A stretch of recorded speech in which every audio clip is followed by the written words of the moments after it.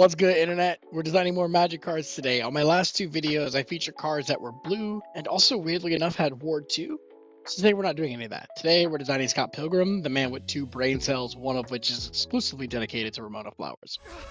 I had a dream about that girl again. The usual caveats apply, but let's jump right in. So for those who don't know this character, first of all, go watch Scott Pilgrim Takes Off on Netflix. It's a fantastic anime. Also, Scott Pilgrim vs. the World, which is a great movie. Scott is a dude. He's just a dude from Toronto, Canada, who's regarded as the best fighter in the province. He falls in love with a girl named Ramona Flowers, who delivers for Amazon or Netflix, depending on which version you're watching. Unfortunately for him, she has 7 evil exes who have formed a cabal that he has to defeat in order to date her. And he does.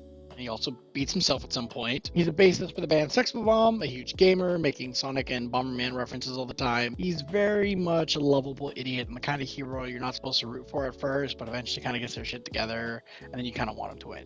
In Scott's world, things operate on video game logic, so impossible things are possible. People have superpowers, fighters burst into coins when they die. That'll be relevant later, actually. Anyway, with all that, let's jump into design. Like I said, Scott fights things and we'll probably design around that. This automatically puts us into our color scheme of at least red or green. This combination of red and green is known as Gruel. But since Scott is a hero and I'm a no Gruel hater, we're going to add white to make him Naya, and you can yell at me in the comments later. As for creature types, well, we know he's a human for sure. He's also a gamer, which is an existing type, and a musician, so we'll make him a human gamer bard. But what does he do? Like I said, he fights things, so we kind of want to lean into that. And we'll say something like, when Scott enters, we'll make him fight. That's kind of generic and limiting. So we'll say when he enters or attacks, he fights a creature.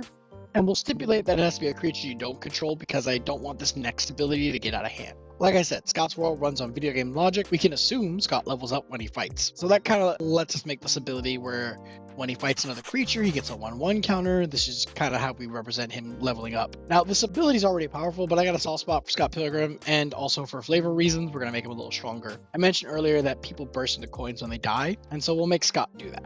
This is an existing mechanic in Magic called Treasures. It's a primary mechanic for white, secondary mechanic for red, and I believe a tertiary mechanic for green, so it fits perfectly here.